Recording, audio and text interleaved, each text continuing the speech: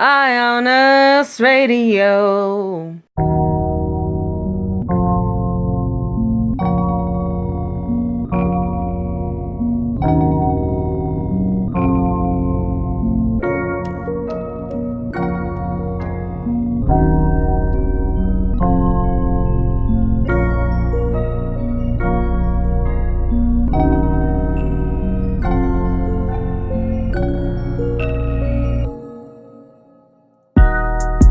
What's up, everybody? Welcome to IONUS. I'm the International Man of Mr. Deeds.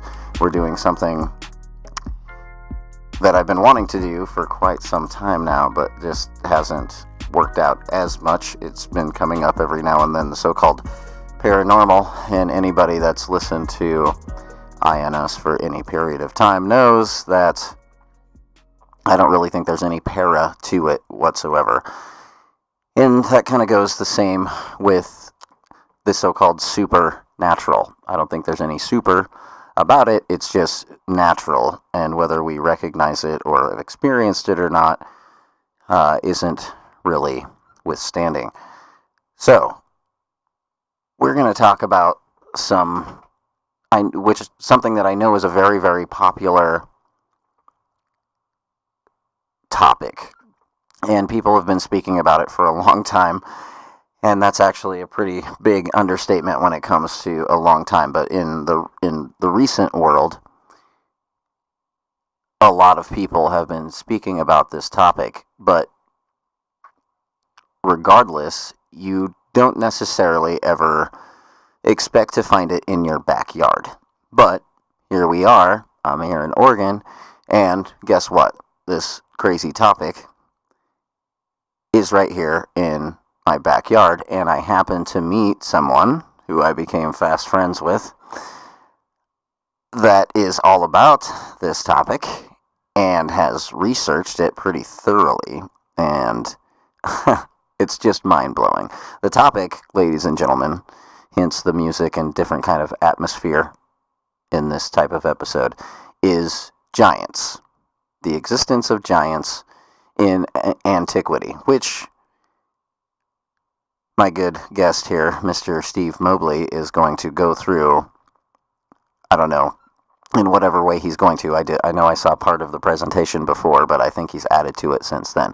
But pretty meticulously go through an inordinate amount of physical evidence, physical proof, if you will, that giants at one time existed. And not only do they exist, there's all kinds of similarities with the stories about them. And once again, it happens right here in our backyard. So before we dive into everything, Steve, if you will, introduce yourself to the level you want to and just kind of say hi to the world. Well, thanks, Dan. Thanks for having me. Of course. It's a pleasure to be here. This was just, it all started for me back in 2012, having to do with this actual topic, and started off with just, kind of wondering if the world was really going to end like the Mayans said it would. And that's kind of how 2012 thing. That's kind of how it got started, and I learned a lot since then. Right. And like you said, you get to doing research and you find out about stuff, and you don't expect to find it in your own backyard. That's right. Yeah.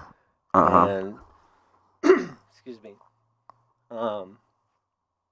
So that what I'd like to do is just kind of share the journey of discovery that I went through, that led me to find what was already there.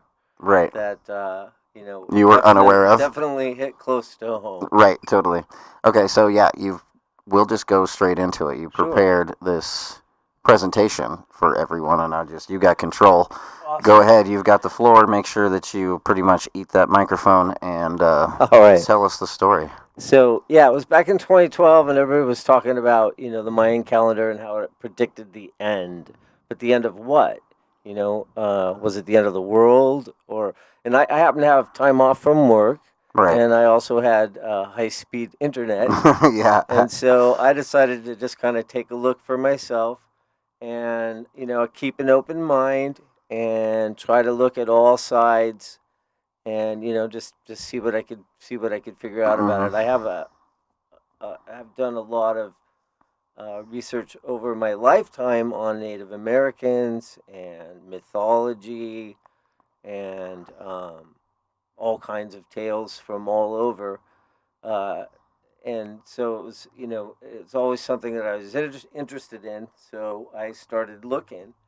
And, the thing about the Mayan calendar is that it's not really that inspiring to me. Yeah. I mean, it's kind Yeah. of grim with the guy sticking his tongue out and everything. Right. So I started digging, and it turns out that it did not predict the end of the world, but the end of the age. That's what I found as well. So what does that mean? So I'm like, Yeah. what's an age? Yep.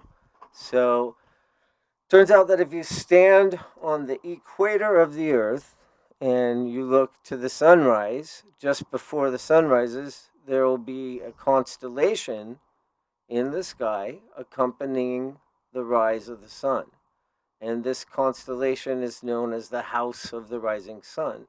So, depending on, in the age of Aries, for instance, the sun would rise, and Aries, the constellation of Aries, would be sitting in the sky there as the sun would rise.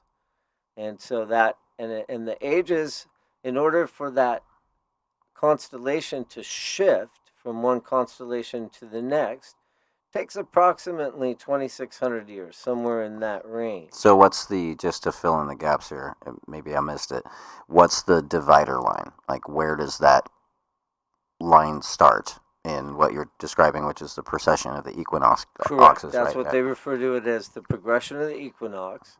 And precession, right? Precession. Yeah. And I've also heard it as the progression of the But equinox. I think they call it precession is because it goes backwards, counterclockwise. I gotcha. Right. Yeah. And so, but there's the 12 houses of the zodiac, which most people know that it covers the months of the year. But we're talking about a much longer period of time that Plato referred to as the Great Year. Right. So it's like it's a long span of time. It's also known as an epoch or an epic. Right. And so these are all terms that I'd heard my whole life, but I didn't really know what they were referring to. Right. Yeah. I'd heard the song "The House of the Rising Sun." Right. But what was it really all about? Right. And do you think it was because he was talking about New Orleans? Well, sure. I mean, I believe it all relates back. I mean, it relates back to the origins of. Regardless of whether they knew or not, it was. I'm sure that if they named the house that and it ended up being like that, then they knew. They probably knew. Yeah, exactly. We can get to all that later. But so one thing before we dive more into this, we talked about the precession of the equinoxes, but the divider line, I think, you know what I mean? It's important to point that out. Where does the clock start? Well, see, and where does the clock end? It would have started at the beginning. But it depends. Right, but you got to consider that each age takes 2,600 years. Right, but then like a clock. 12 houses of the zodiac.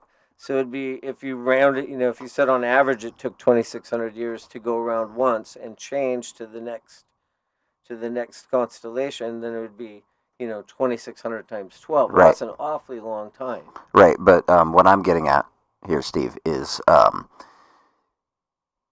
clock. Right. We mark. I don't know. We mark at the beginning of time. We mark just from our perspective, right? We're looking at a clock when we're looking at the precession of the equinoxes, right? So, 12 o'clock is which constellation? Yeah, I'm not sure. Okay. I'm not sure. Yeah. I mean, it's all a matter of perspective. Yeah, that's what I was. I was born in 1961. Right. So I was born in the age of Pisces. I'm assuming that's still the age of Pisces. Right. And so now apparently we're shifting into the age of Aquarius. Right. And so the dawning exactly the age of the hair was the movie or the stage show. But it's the excuse me, it's that long period of time. So what we're really talking about is if human beings were the ones who originated this information, then we're talking about a group of people who sat and watched the rising sun every day for 2,600 years to notice Thousands. that 2,600 is 2,600 years. Oh yeah. So for one age. Right, to see it Okay. change once. Right. Yeah. And so then, do that 12 more well, no, times. 26,000 years right here on the slide, right, for the whole procession, right? Which, Oh, is that what it's saying? yeah, Okay. in the next one, right? So the next age happens 26,000 years. So they had to, in order for it to just, Let's see. and that's the whole thing, right? There's another shot of it there. Okay. So it's just yeah, that's what I'm talking about. Between the 12 houses of the zodiac. So there if you stand on the equator and you stare out at the rising sun there, it's going to be, you can see in this diagram, it's showing it shifting from Pisces into Aquarius, according to where the arrow is. Right here. Mm-hmm. And so this is your perspective view, right? Correct. From the Earth. And it's my understanding that each shift from Pisces to Aquarius happens in about 2,600 years. So to go around from the here whole to here wheel takes 26,000 and so years. Someone's recording this over this period of time, and then you'd have to sit there and you'd have to watch it all happen again to see that it repeats, to verify that it's a repeating cycle. Yep. So as far as I know, only through like religious or some kind of family thing, but it just reeks of not being the information not coming from man, but coming from somewhere else. And the Bible talks about that, definitely. Yes, and definitely. There's another shot of it. So this great year, is all cycling, and this ties into the religion of the elites, and everything that's going on. It's just that most people are not aware of it. But we are entering the age of Aquarius currently. So the Mayans were apparently predicting, the end of the age of Pisces, right, and the beginning of the age of right. Aquarius. Right. And it's interesting. Water, oftentimes in mythology, is knowledge. You're drinking in the information. Right. For instance. Right. Yep. And so it brought me to the question of how old is the Earth really? How old is it really? And so, anytime you start thinking about that, you kind of run into the Sphinx, because the Sphinx is a symbol of, something really, really old. Well, it turns out, so if you ask the Egyptologists, they will tell you that it's anywhere from somewhere around 2,000 years old. And that's pretty much their story.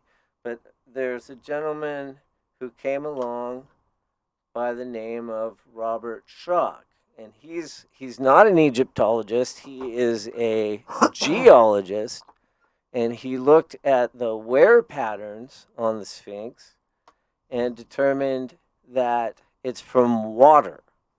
Now, not from wind and sand and wind and sand, but from rain and water erosion. And I'm showing with the cursor here on the screen, you can see the water running down. And when's the last time? And it took a long time. That had to have run down for a long time, right? Yeah. But also look at this. This, you can talk about wind erosion or whatever, but you can see the same thing of the waves licking the shore. Exactly. All over the world. So exactly. It's a very, very common thing to see. Where we were last weekend, Steve, camping. Yeah. Right there on the Nephilim River, you can see that same undermining right there where the river's coming through. Absolutely. Yeah. And so, but the funny thing is that there hasn't been enough water in that part of the world to do anything like that for about 10,000 years.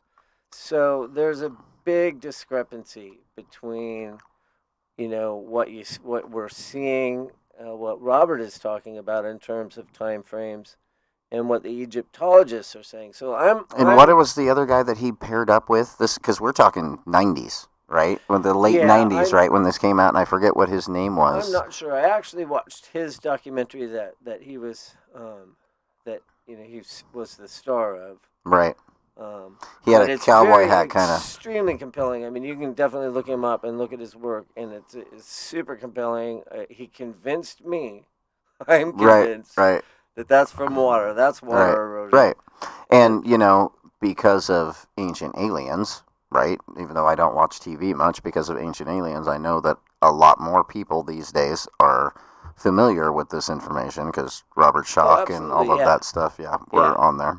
yeah. And we'll get to a couple more Yeah, characters out there totally. that are definitely popular Absolutely. in this going over. I mean, it all kind of ties together. Right. So how old? How old is it? And why? What would motivate the Egyptologists to not want people to know how old it is? And that stuff like that bothers me. If someone's, when the evidence shows one thing, but the mainstream, you know, uh, says something else. Right. And why? I mean, what's the motivation? Why? And so I always look for that, and that kind of led me into a deeper look at what was going on. Why would they want to hide it? So here's some of the what they call megaliths. Lith just means rock. And so when they refer to the Neolithic, they're just saying the new Stone Age is The what new they're rock. talking about. Yeah.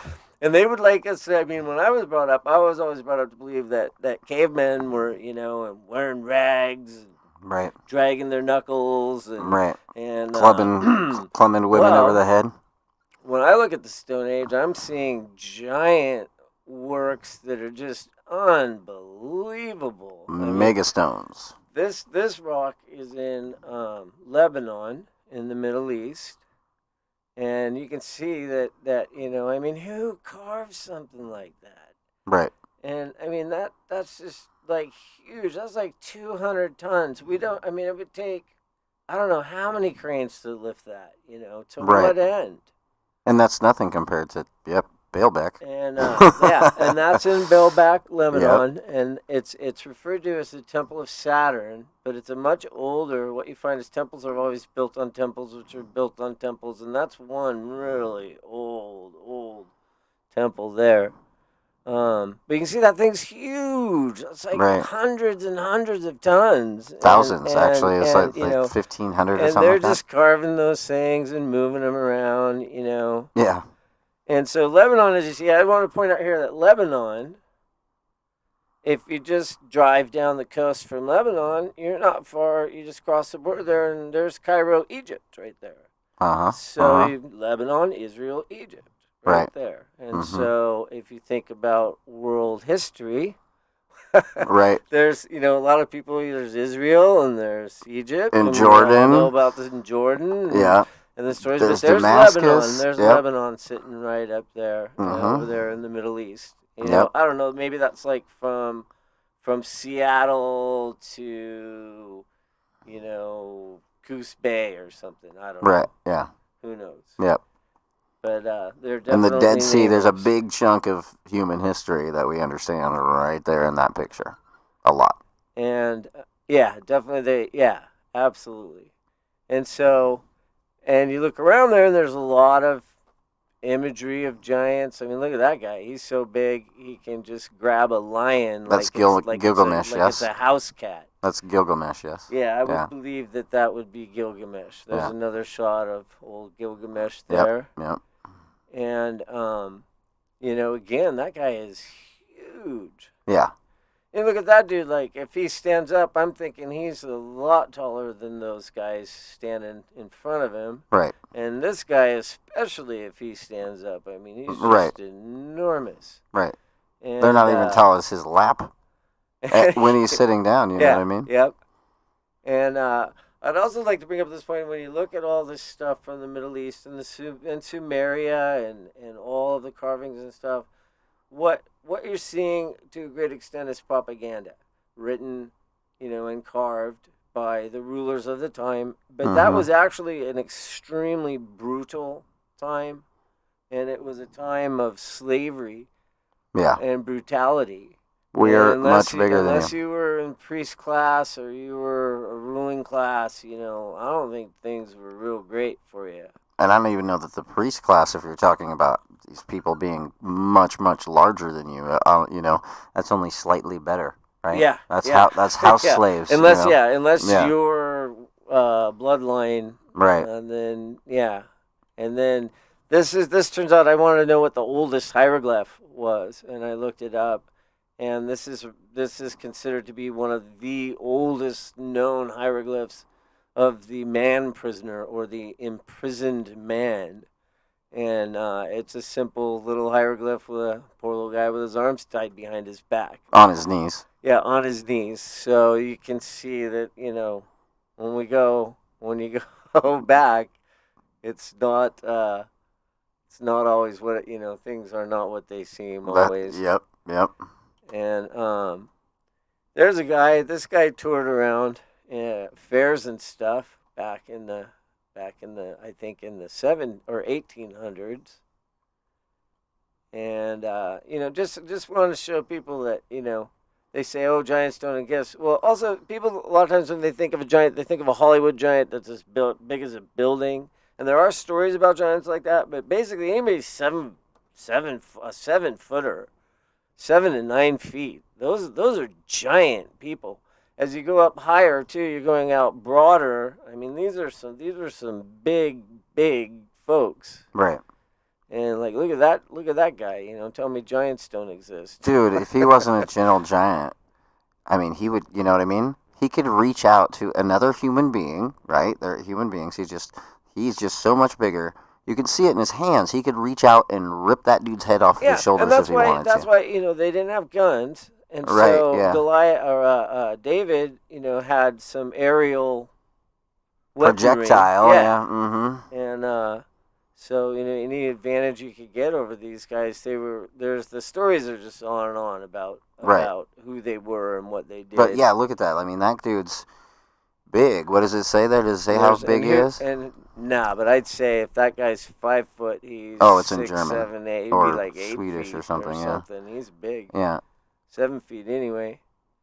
And then who was playing that guitar? Right. Dulcimer maybe. And there's another big guy. So these two fellers here, so they go to Peru, and there's a mass graveyard in Peru where there are hundreds and hundreds of buried. It's a graveyard of skeletons and remains of a great number of people. But one of the peoples that is found there in abundance are the folks with the elongated skulls, the Paracas people, and those two folks on the screen there, the two gentlemen there, is L.A. Marzulli and Brian Forrester, and they teamed up for a while, and they were able to get some of these skulls with the elongated skulls. They were able to get them out of Peru with approval and get them DNA tested. And they had several labs test them, and they did blind tests, and it turns out that they are not human. They are some other form. What does it say there? It had mtDNA with mutations unknown in any human, primate, or animal known so far. So they're not us. Now, there's other really interesting characteristics about the skull. I'm not going to go too heavily into these guys, but there's a lot of... Definitely look up L.A. Marzulli and look up Brian Forrester.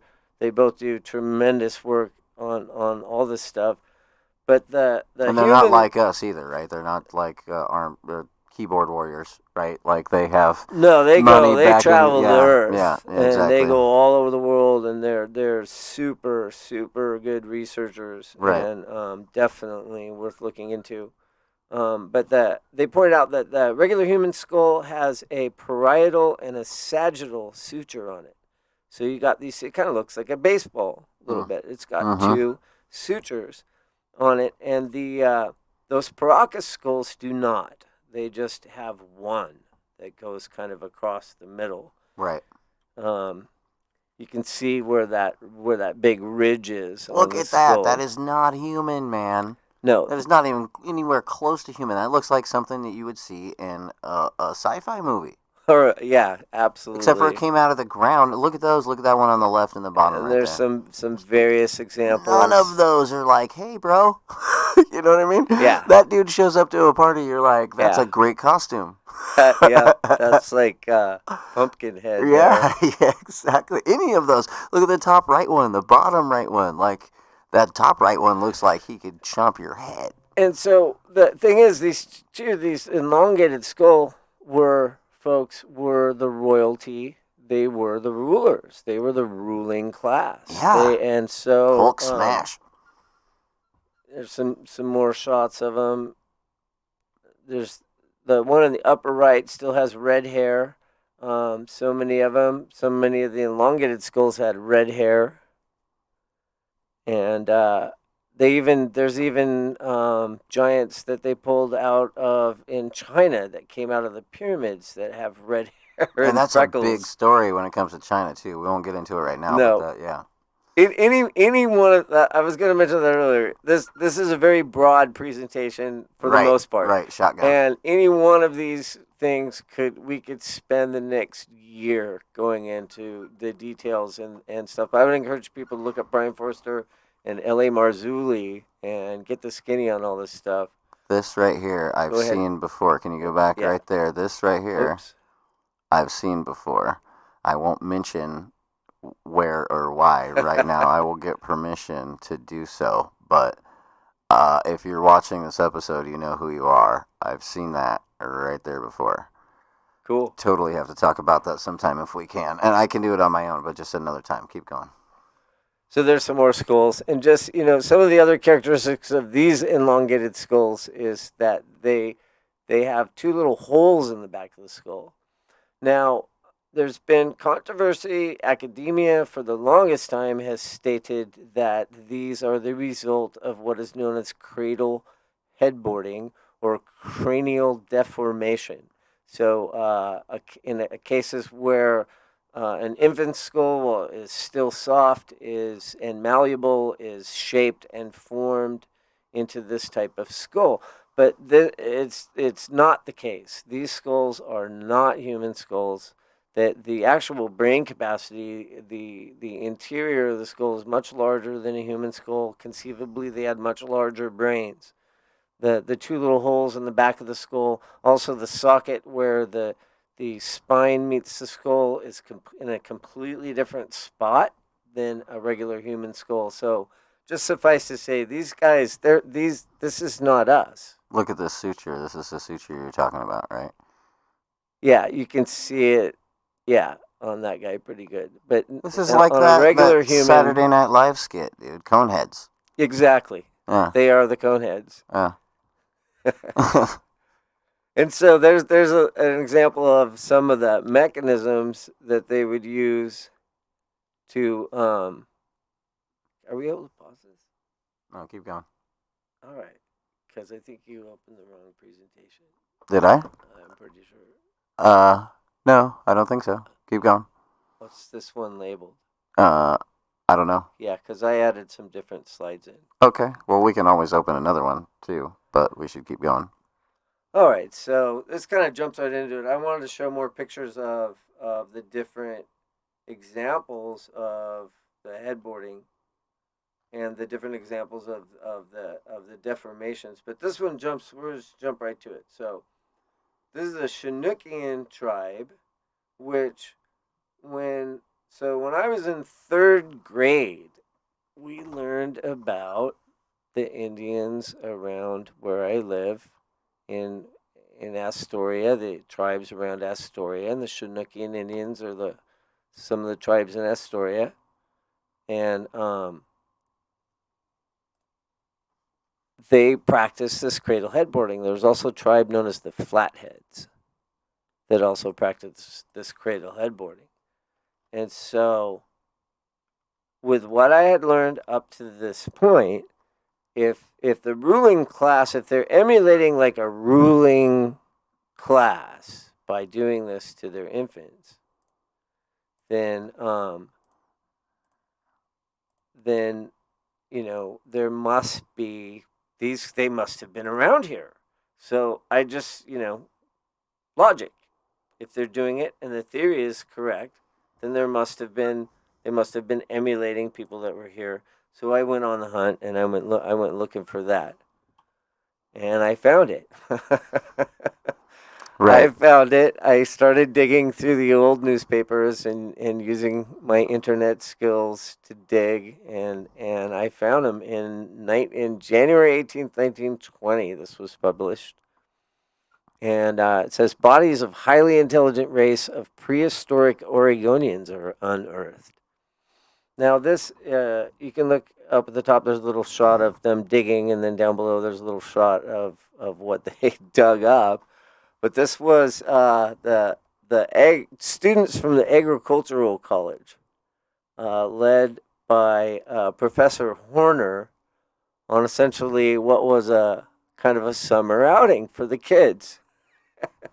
And they Right. went out and they exhumed one of the mounds. Now, these were known as the mound builders in those days. Back in 1920, they referred to as the mound builders, and it was known that there were multiple mounds around the tangent, what is now the Tangent and the Lebanon area along the Kaiapuya River. And I don't know how many times we loaded the family in the station wagon and headed to Eugene. My grandparents lived in Eugene, and we'd drive from Portland to Eugene, and we'd pass Lebanon. And I'd always think to myself, well, isn't that in the Middle East? Right. Why is What's that it here? do? Why is there a Lebanon in Oregon? And I just remember thinking that over and over and over. And it turns out that, there were definitely mounds, and there were perhaps native Lebanese or native Middle Eastern and antique, folks, giants. Right here. Um, there's the other thing about these guys that came out. I'm sorry. Can we just pause it? There's no way we can do that. It's Because this is broad- totally wrong. broadcast. Wrong Well, presentation. this is the I know. I'm this so is sorry. the this There is was the two late of them on there. this is the latest one. I just checked the dates. No, but it's not. Anyhow, so here's what it would look like. The folks that were pulled out of the mounds had these guys. So there's several skulls put out of the mound. What would happen over time is the mounds were used for burials in modernity as well. A lot of the Native Americans would just bury Hey, check this out. their folks in the mound. Now hit your forward. Yeah, that's There what we I'm go. looking for. There we Thanks, go. Yeah. thanks, Davis. Yep, It's so of course. much better. Yeah, no Okay. problem. So here's the description of what we're seeing in the photograph here. So there we go. So this particular mound was excavated on the property of P.A. Young near Albany. And it says which yielded interesting specimens, and it talks about them going from left to right. First and second skulls are the AINOS, AINOS. I have no idea. But that's in that day, that's what they referred to these folks as, the earliest men. Skull 3, they refer to as an early Oregon cannibal. The fourth skull, the Stone Age man of a later epic, so a different age, another ancient man from a different age. The fifth skull was a modern Oregon Indian, not a mound builder. And in the second row, there's a mortar and pestle they claiming of Brazilian make. So apparently there was ancient trade between Oregon and Brazil, or at least that's what they thought at the time. Right. And that the make and material of the Brazilian make and material there was a moonstick used to designate planting season, which has to do with the sun worship religion. When the shadow of the sun through the hole in the stick fell upon the seeds in a prearranged pattern. There's phallic symbols, a ceremonial axe with a boar's head decoration. So these were not. I mean, these cavemen had language, they had writing, they had art, they had symbols. And it says that the boar's head decoration, the axe, was used to cleave skulls of sacrifice. They also performed human sacrifice. It says that there was a dial stone to measure time, Stone Age pipe, and a ceremonial stone. The two cardboards contains, there was tons of arrowheads and all kinds of other stuff that came along with it. And these mounds were referred to as the Stone Age mounds in Lynn County, and that'll come up again here. So this is there's just tons of stuff, but this has to do with the skeletons that they pulled out, and this particular one he talks about from the eyebrow ridge. This pioneer Oregonian skull runs nearly straight backward. So that's like the flatheads. Right. He had no. They say that 2 Negro skeletons were found. They just assumed because they had flat heads. I don't know. I don't know. Very interesting. Yeah, that I don't know. But this comment here was worth reading. It says, from the eyebrow ridge, this pioneer Oregonian skull runs nearly straight backward. He had no temples nor provision to think whatsoever, but he was possessed of a large bump of destructiveness and instinct, together with huge jaws. This skull now occupies a niche of importance in the Smithsonian Institution at Washington. Wow, I never heard about that. Right. Right. They never taught us about that. Where is... I wonder what happened to it. So yeah, there we go. And then, Lebanon. So this is all in Lebanon. So we're seeing this, and just generally from my research and stuff, what we're looking at there on the bottom with that's a yoni, they call it. It's the phallus in the male genitalia in the female genitalia. And all this stuff in the human sacrifice and stuff, it just reeks of what was going on in Babylon. And I mean, then all through South America that we know, still, it's all the same thing. Yeah, it's that same old song. Right. And so, we'd load up the family. Why is Lebanon there? So let's see. This one, again, it's in Lynn County. And it says the bones indicate a person of under 5 feet tall. In all the Indian skulls, the sutures are well defined. So there was a mix of, you find a whole mix of skeletons in these mounds. They've been around for so long. In all the Indian skulls, the sutures are well defined, but in these, they are almost entirely missing. So they're talking about finding skulls with no sutures. Beads and arrowheads are always found buried with Indians. So that's kind of one of the ways that they were distinguishing whose skeleton was whose. But there was nothing with these. And so no sutures on the skulls and no beads or nothing. The skeletons are creating considerable interest among our archaeologists. Back then, I suppose. But, you just don't hear about stuff now. Let's see. Can you go on for me? It's not letting me advance here. Are we having technical difficulty? I'm having a little technical difficulty here. Click on it once. Yeah, it's right now. Oh, there we go. There we go. There we go. Okay. So, there we go.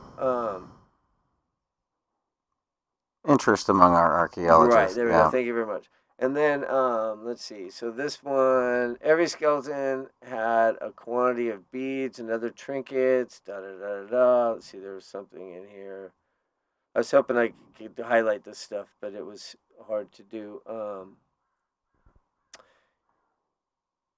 Yeah, because these are all microfiche images, right? From old clippings. And I remember seeing, actually, forget who it was, but I was watching a video. I think I talked to you about this too, Steve. I was watching a video, Michael Cremo, that's who it was. Right. And just one of the random things that he mentioned was something here in Oregon from an Oregon newspaper, the Rogue River Courier, very around the same time as here, and that's what I think I've got that's why I that, switched and where we shot got coming messed up of up that. earlier because we wanted to zoom in on that date, which was January 18th, 1920, Correct. and that was right around the same time that Cremo was talking about it, which makes me wonder if Cremo even knows about what you've mentioned I don't because know. he never mentioned it. No, You know I've what never. I mean? I've looked at There's everything. so much of it that you can't even come across at all. There's no Oregon Nephilim videos that Right? I've Yeah, been exactly. able to find. But there is yeah. there is one gentleman who did take a trip out to one of the mounds Yeah, and did put a video up, and I just found that recently. yeah. Which is pretty cool. But this one, yeah. So the archaeological specimens found are varied. The large number of skeletons in the mound would indicate that it was once the scene of a battle. So it was just more newspaper articles about the. This one was on the Baker farm near McMinnville, and it had a large number of Which skeletons. is super close to here. Yep. Right? And McVinville, to me, I don't know how you feel about it, but that place has always had a weird feeling to me. UFO festival out there every year because so many really? I didn't know sightings. that. Yeah, every year. National speakers come out there every year for the UFO Yep, festival. I'd buy that. Bigfoot, you name it, man. Like, it's a hub. McMinnville, Oregon is a hub for that stuff. Big time. So there's a better shot of it.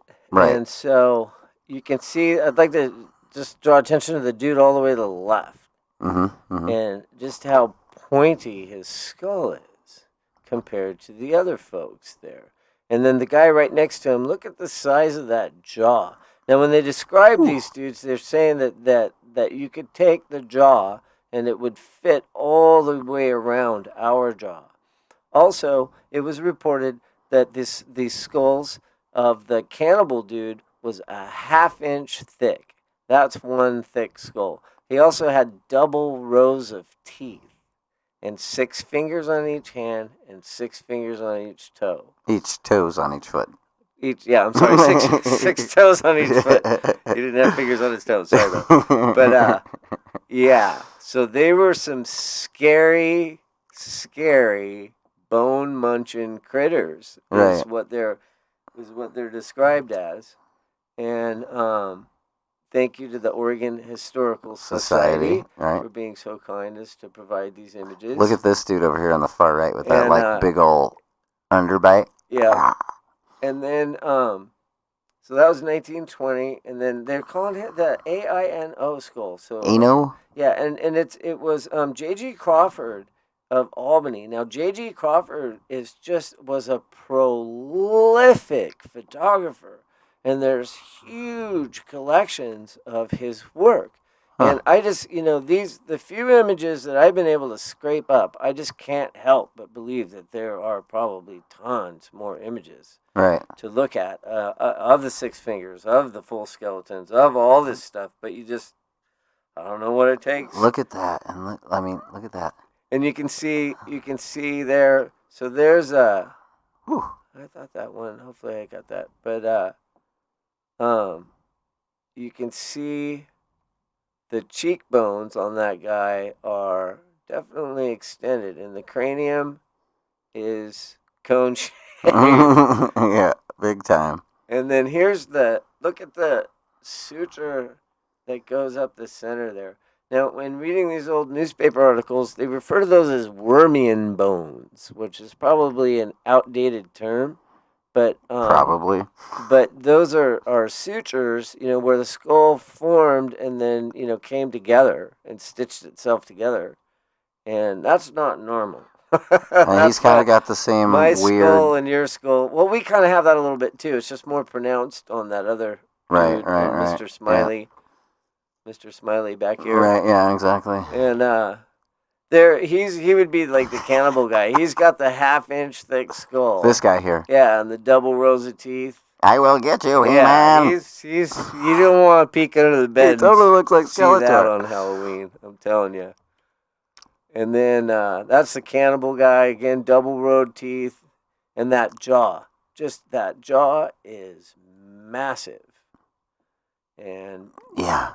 that skull was found on the Oregon coast, I believe. Now, I'd like to draw attention to the teeth. Look at the way the teeth go all the way around and go up. My teeth don't work like that. Yeah, mine either. My teeth don't do that. Now, Yeah. keep in mind, that's just the front row teeth that we're seeing. There's another row behind that. Look at the size of that jaw. So, I mean, that is just one cannibal, bone crunching dude. It's nom, nom, nom. Yeah, Fee, totally. fi, fo, fum.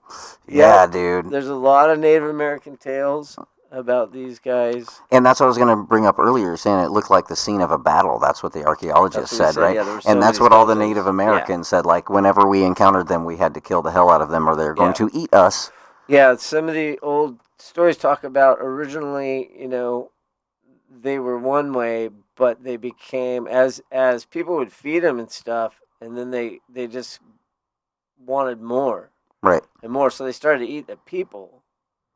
And then, insatiable appetite. Yes. And that kind of brings us, I got another thing on that. So, this is, let's see, Albany are lecturing. I have several articles in here that just, this one talks about the jawbone is so enormous that it will go outside the jawbone of an average man. And it's talking about what was found in this one mound there in Lebanon. Mortars, arrowheads, stone implements, etc. One skull was found in Albany by a man digging in the garden. So these are just a little story in the local paper. A collection of birds' eggs was made by Albany boy who robbed nests around the city. Yep. So he's collecting birds' eggs and giant skulls. That's funny. And in this, I just snatched this because it was funny, because they are in this internet image, they're referring to it as a Nephilim skull. Giant human prehistoric Nephilim skull. And that's essentially L.A. Marzulli theory, who I tend to back. I mean, I think he's dead on. But that these creatures are the offspring of the unholy union of the fallen angels and human women. And that's probably why they say Egypt is 2,000 years old. And that's probably why they don't show us any of this stuff. Because it supports the biblical narrative. And if you're trying, if you're the devil and you're trying to take over the world, boy, you don't want that information getting out. Well, any way that you can deceive people. But that's an interesting little aside for a minute. Is that even without that, right? Say that you're a person that doesn't recognize the existence of God, right? And you want to go with the evolutionary model, right? So bipedal life forms are very efficient, very dominant, right? We know of other bipedal life forms long before humanity was supposed to be walking around, right? But that number keeps getting pushed back. It was 250,000 years, and now it's 350 to 400,000 years, right? That's how old the human Homo sapiens sapien genome is supposed to be. That clearly is not Homo sapiens sapien right there in front of us. No. However, everything else on the planet was a lot bigger the further back in history you go. Yeah. So how come we're the exception to that, especially when we make our lifestyle, the way we live and everything, make for crappy fossils? And we have other examples of things like chimpanzees that we know from other that existed long ago, but there's no fossil evidence of them. So that always made sense to me. Why would bipedal creatures of intelligence be the only ones that weren't really big in the past when everything else was? Yeah, because they were too. And I think just regular people, like Adam was supposed to be a giant. Exactly. And and there was supposedly a great deal more oxygen. There's also stuff that I'm comfortable. Like basically when somebody says that they know, that's when I worry. Because the man who knows he doesn't know is the one that really knows. Because nobody, there's so much stuff nobody knows. It's just limitation. Just wild theories. Right. Physical evidence is very compelling to me. It is, yes, exactly. And so, so they would, so there was J.B. Horner and Crawford was a photographer and Horner was a professor, and they would just take people out to these mounds. This is back in the 1920s and so on. Wonders of the ages, past seen by party of agricultural college students. So every year he'd be taking the kids out and examine the skulls and stuff. And it was interesting. They were leaving the campus in auto trucks. The party went first to the Hill and Crawford museums in Albany, and there's still museums there. I got to get up there to see the collections and see what they actually let you see. Still there, yeah. And then, after visiting the Mother Church of the United Presbyterian Church of the Pilgrims, journeyed to the mounds near Tangent, where lunch was eaten on the Blevins farm. So it was just, they were making outings of it. Right, yeah. To go view the mounds, view the contents, to study the history, to understand it. It was part of church. Right, yeah. And students visit mounds. Here they are. Right. Erection took place before that of pyramids, is belief. So Right. they're saying these mounds are tremendously old, situated south of Albany in the vicinity of Tangent. Again, they're just, Horner is dragging the kids out there every summer, every year after year. That guy is cool. And Dr. Hill, Dr. J.L. Hill, and Crawford is one. Crawford and Horner. The Horner collection, and I'd love to see Crawford's photographs, man. The family collection, Right, Yeah.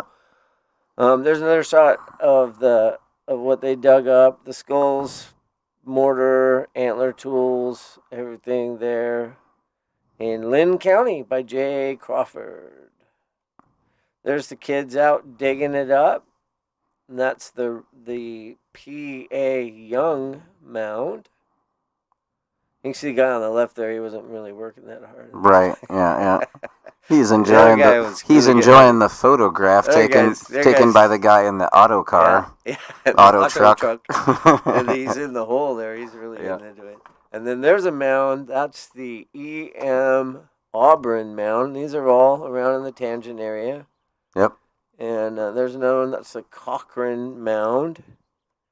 And now here I wanted to show you this. So after they found all this stuff, Horner's taking all the kids out and stuff, they started a club, the new club, to study the origins of the Indians. So I'm looking at this, and I'm thinking, there's something wrong with that picture. I said, wait a minute. I went back and I looked at it again, and I went back and I went, wait a minute. There's something wrong. They're all missing the jaw. See that? So they said, okay, yeah, kids, we want you to study this stuff, but of course we're going to have to rip all the interesting bits off before we start this club. Air quotes, education. Yeah, so, wow. Professor, what happened to the jaws? Never mind that. Never mind. Now, look at the arrowheads. The way it works is they just focus on other things constantly, and it's so that was kind of shocking. And this was in the same year. This is back in 1920. Wow. So they didn't waste any time. They were real quick on that. I'm sure the Smithsonian had nothing to do with that. And so there's a map of about 50 or so of the Indian mounds. Not very clear, but it's... Yeah, but they're all over the place. But it shows it exists, They're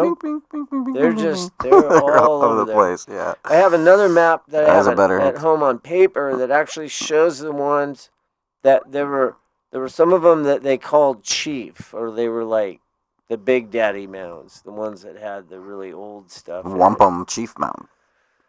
And there's Horner going on, and Professor J.B. Horner going on another trip. So I'm sure in the basement of the Oregon State University, they might have, I read in a blog somewhere, they have some real horrors down there. Yeah. The Vatican of Oregon. And so more digging.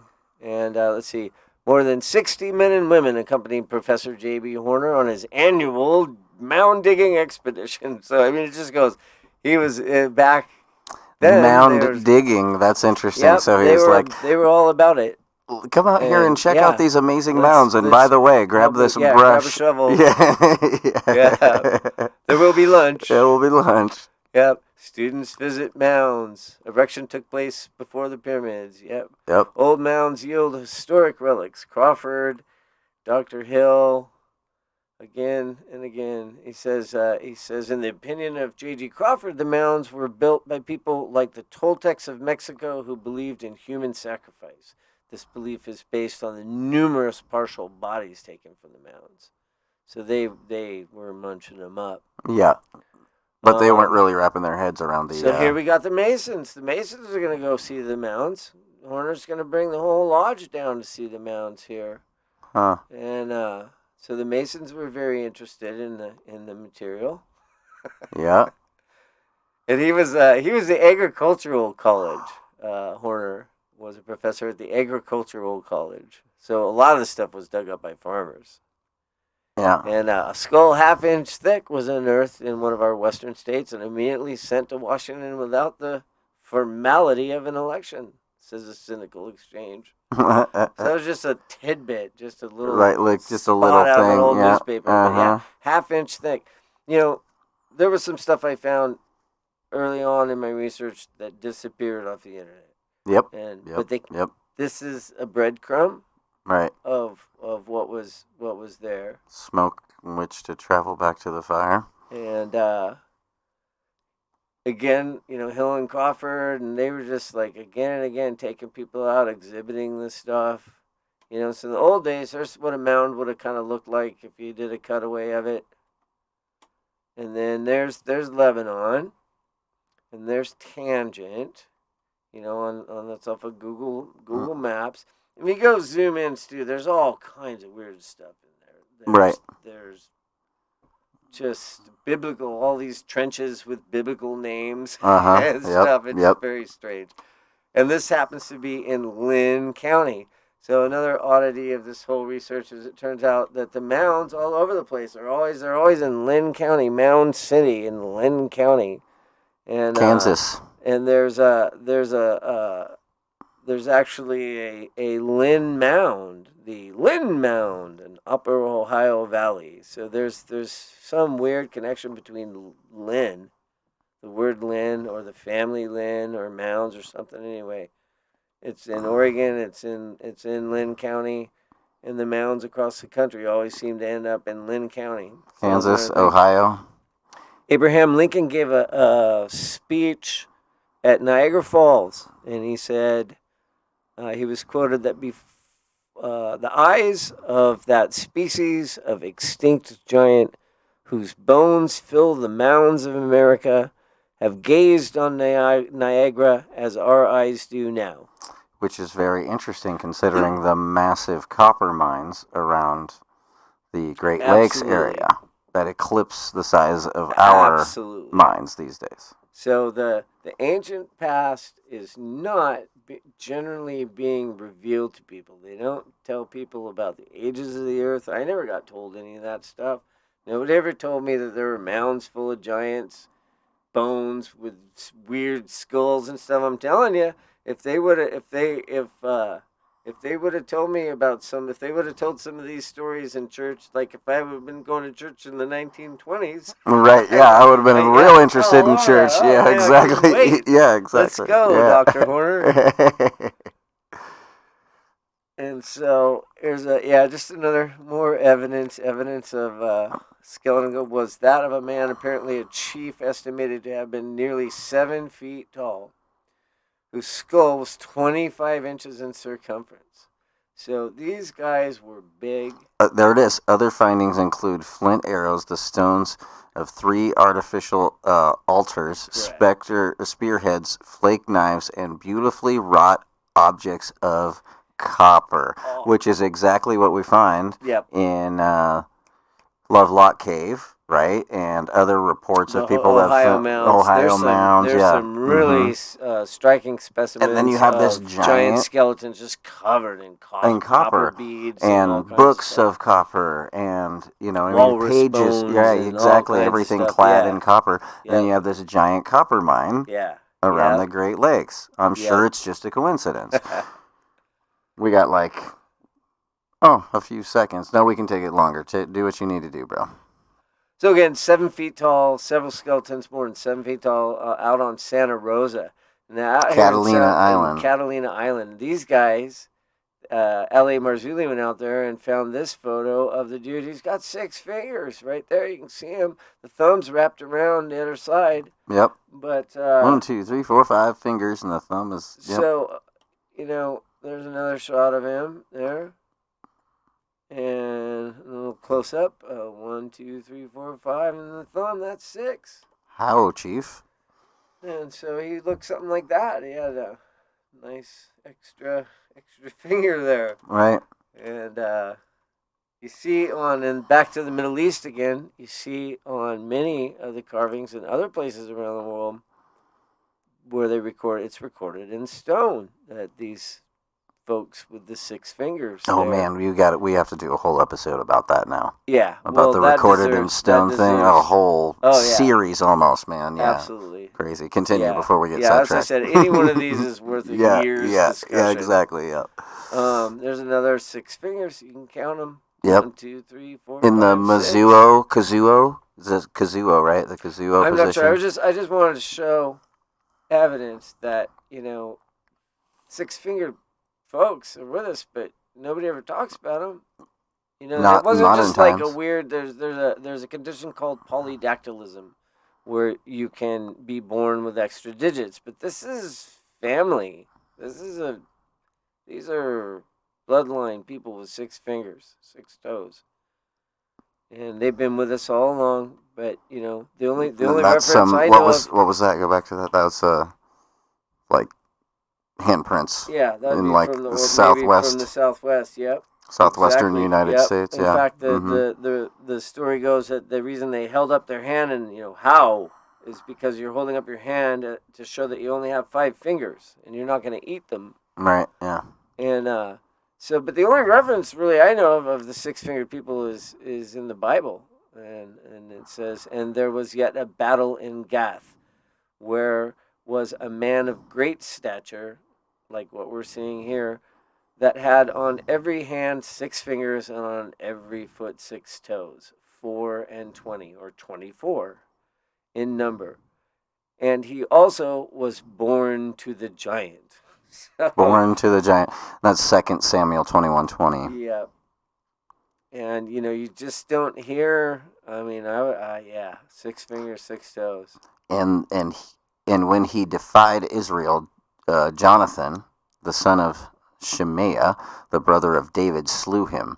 These 4 were born to the giant in Gath, and fell by the hand of David and by the hand of his servants. Yeah, and I think that... So David ends up being like the slayer of giants in general. Oh, yeah. Yeah. Mm-hmm. Yep. He's Jack the Giant Killer. Yep. So here's an interesting, 6 fingers and bad people. Right, yeah. So here's a little guy that... Yeah. He was 12-fingered crook. And he got caught. So there's an That's that old saying, Russian hands and Roman fingers. Yep. And then idle hands too. All right, so this is worth reading here. Beneath the waters of the Pacific Ocean. So this is probably like out of Seattle. That's where they would have Thomas Baker, off. 6 years old, weighed 165 pounds. At 6 years old. Beneath the waters of the Pacific Ocean, where it washes the shores of Alaska. Oh, this is in Alaska. There we go. There rests the body of a 6-year-old boy who had lived in... Let's see. Who had lived... Oh, body of a 6-year-old boy. Had he lived, would have made the fortune of some dime museum manager. The child was Thomas Baker Jr., who for the past 5 years had been with his parents in Nome. He was born in Seattle, and after he was a year old, he began to grow with such rapidity as to alarm his parents and furnish material for wonderment among the physicians of the northern city. The child's appetite was voracious, And despite all the efforts of his parents to keep him within reasonable bounds, he would daily devour some So, sufficient food to sustain 3 men. oh, ouch. This 3 men. Yeah. When he stepped aboard the steamship Umatilla, so I'm assuming they boarded like in Seattle, maybe. Right. The steamship Umatilla to come to Seattle. Oh, okay, so they were in Alaska Coming going down. to Seattle. Yeah. He weighed 165 pounds and was little more than a walking lump of fat. For the first day or so of the voyage, he ate with his usual hearty appetite, but suddenly took sick and died within 24 hours. The doctor said the death was caused by fatty degeneration of the heart. The body was buried at sea. In addition to his weight, the boy was marked by having 6 fingers on each hand and 6 toes on each foot. So I just thought that just was too good to skip. And he was there. just huge. He was voracious. He couldn't Yeah. stop eating. So I'm doing this research. Honestly, when I started all this, it was to disprove. It was to prove once and for all. By the way, Steve Mobley, would you mention to people, because this is all woo-woo, right? And trust me, it can and actually should happen to a lot of people. I've been talking about it in so many subjects forever. We need people of the so-called professional class, right, to look up from their grindstone, right, and actually check out what's going on in the world. So can you... The Blarney Stone. The Blarney Stone. So would you mind telling people what your education and profession is? Yeah, so I have an associate's degree in electronics, and I've been working in computers and electronics for about the last 30 years. And part of that is troubleshooting, and what troubleshooting is finding answers, solutions to problems. And so, basically, I treat research exactly the same way. Right. You don't. A computer has no heart or feelings or anything, so that never enters into it. And so I kind of treat the research the same way. Go wherever the information takes you. Right. And you run into the weirdest stuff. And like I was saying, there's so many things I did not want to be true. Right, yeah. And you go, oh, that can't be true. And then, oh, that's true? Oh, well, if that's true, then this must be true. Right. And that's true too? And it's like, right. Holy crap. And honestly, it was a little embarrassing that some of the stuff, like to be so old and have to never exercised. Well, the internet. I didn't have the internet. People didn't have the internet. And honestly, in this day and age, nobody really knows. In this day and age, with the internet, if you're ignorant, you're willfully ignorant. Right. Yep. I agree. And it's a problem. But the listeners don't really know your age range, though. Oh, I'm 58. Yeah. There we go. Lived in Oregon my whole life, and fifth generation Oregonian, and it would have been an interesting. It's always good to know where you live. Right. Yeah. Exactly. And what's been going on. But how did we not know about this stuff, right? I'm interested in this stuff for years, man. And I meet you, and you're like, oh, by the way, there's mounds and giants in Oregon. I'm like, what? Well, that's what's so interesting to me about reading these old newspapers. It was all a matter of fact. I mean, there's so much more material. They go, there are so many articles about the just the religious aspects of the mound builders, who they were, were they Egyptian, did they come, where'd they come from, and all. I mean, it was just like editorials from a farmer, right, about Lebanon and the giants and stuff. It's crazy. You can't include all of it. So, but okay, so before we end here, and we can come back to it another time too if there's a lot more. There's a double rows of teeth, but I want to get back to one other thing about just you as a person outside of all of this stuff, because 58, right, is how old you said you are, and so you say you have an associate's degree in electronics, but we're living in a different world, man. What you know about electronics, right, building things from scratch, you know what I'm saying, that an associate, the things that you know how to build from scratch, the things that you understand how they work, right, you don't get that knowledge with an associate's degree today, you know what I'm saying. Our good friend over at PCHelpDoc.com, right? reveres you as far as your knowledge when it comes to machines, and he's talking about machine code and all of this stuff. So it's no joke, and that's what I was talking about with professionals that literally they don't know this stuff because they keep their nose to the grindstone. And this is you were talking about it as a disappointment to you, the same disappointment to me. Like, I dedicated myself to education, and you didn't tell me any of this stuff. There's so much specialization goes on these days to be able to survive, to be able to find a niche, be able to get a job and there's so much information required for so many jobs and stuff that people are really not given any, even though anyway, they keep us in school, grade school, and younger young education. You can get it all done so much faster, and you can educate the kids so much better, but they want to keep them out of the workforce for a time. Right, yeah. So it really ends up just being like babysitting or daycare, right, yeah, to a great extent, and not real education. But right. That's another topic. That's another topic. Yeah, completely. Do what you Cover a need. couple more things. So these mounds were dug up in 1920, and then we saw that it was right around 1920 that they pulled the jaws off the skulls and allowed the Right. kids to see them. Right. And then I wanted to show you that this is in 1971. They're in Brownsville. This is Brownsville Times. And the Mound People History Group are meeting. So there's still people in 1971 meeting and talking about the mounds. So it's not like it's one of those hidden in plain sight kind of things. Right. Where it's not exactly hidden, but certainly, it's not being taught, it's not being shown, so for whatever reasons, I have my own theories on that. Right. Which we'll get to here. And then, so right here, skull return to the tribe. So originally they were the mounds left by the mound builders. And then they became Indian mounds. Native American, yeah. Yeah.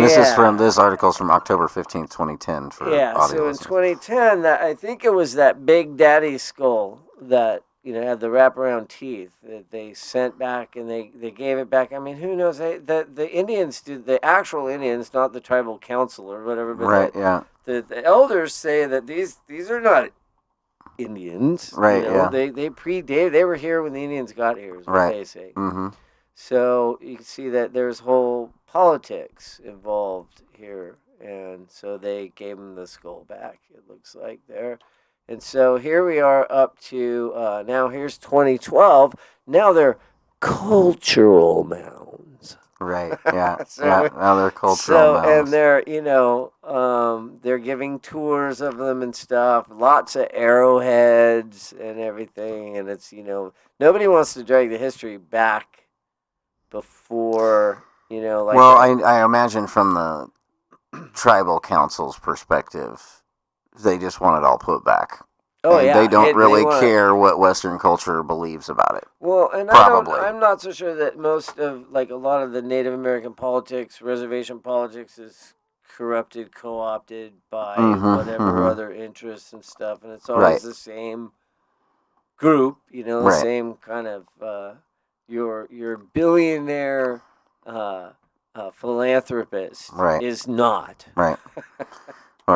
And there's some skulls they found. That one's in Victoria. There's a Big Daddy there on the right. And here we are back. So the reason I put this in there, so again, there's Egypt, right by Lebanon. Lebanon and Egypt, they're right next to each other. And if you go around Oregon, there's so many places that have names related to the Middle East. It's amazing. One of them that I hit on was the word Ka. The word Ka in Egypt means spirit. And there's, there's just, you can look at the list there. Clackamas, Clatskanini, Akani, Nesika Beach, Luka, Rilla. It's obviously, Tatanka. So it's interesting, It is really across the whole. You look at continent. English in general, and like the word "tut" forms our constitute, our constitution, our institutes, our statute. So it's very interesting. So I think that there's more, and that's a whole Other thing, yeah, topic too. totally. And then that brings us to the end of this presentation, where that's my name, Mobley. And so after obsessing over the mounds for about 8 years, Yeah. my son walks in and he goes, "Hey, Dad." Yeah. Guess what Mobley means? It means from the clearing with the mound, according to Nameberry. So, kind of interesting. Very interesting. Sometimes you wonder if you have any choice at all. Like you are meant to do it.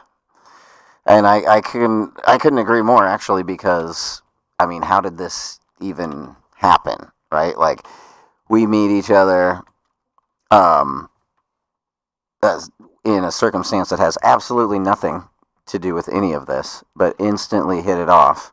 And like I said, one of the first things you said is like, by the way, did you know that there are giants in mounds in Oregon? I'm like, no, there's not.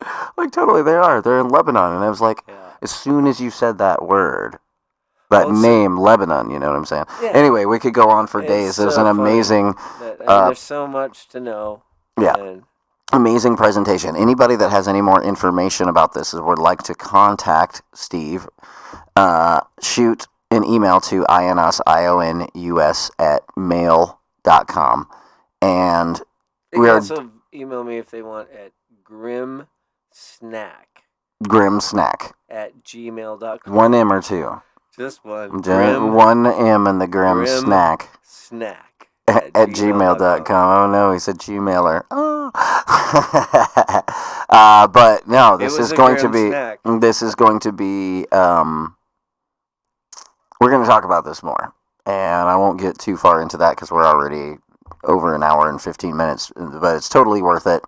Totally worth going over time to do something outside the bounds, because I know I talk about focusing on what matters and not getting distracted, but man, oh man, understanding where we come from, who the people we're dealing with right now, why they're doing the things they're doing, just like so many other things, they have no idea where they come from, and just like so many other things, if you don't know your enemy, you are going to lose. This is a spiritual battle, but there are, as you said, Steve, earlier, many, I mean, just too many, obviously, to talk about in hours and hours and books and books. If you don't know physical evidence. How can you figure out where you're going? Right, there's too many situations of physical evidence. We have physical evidence we can look at. We take DNA samples, etc., etc. And of course, to be added to all of the stories from every single major culture throughout human history, saying, "Oh yeah, by the way, there were really big people that ate people in the past, and they kind of ruled everything." Everybody said that, so it's not a distraction. You understand? If people hold information away from everyone else, pertinent information. This isn't, not to down anybody or anything like that, but this isn't flat Earth. The shape of the Earth doesn't change the way of life in the people we're dealing with directly right now. The shape of your skull. The shape of their skull, their bloodline, who they serve ethereally, is a big deal. So this is definitely not a distraction. I thank you very much, Steve, for coming on. My pleasure. Thanks for having me. Once again, IONUS, IONUS @mail.com. If you have any more information about this, we'll be hearing more about this from Steve. We're going to do some pretty cool stuff as we can in the future. Today is the 7th day of July 2020. You've been listening to IONUS and a presentation by Steve Mobley, the Giants of Oregon. Until next time, have a great day, world. In the beginning was the Word, and the Word was God.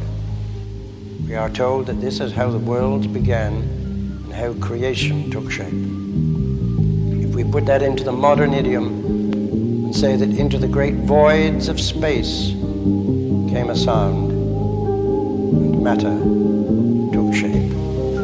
Please watch carefully.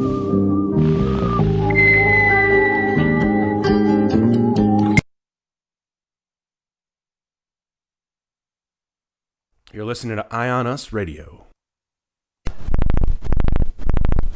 For the best in everything from politics to the paranormal, keep your eye on us. To prove this, let facts be submitted to a candid world. IONUS Radio.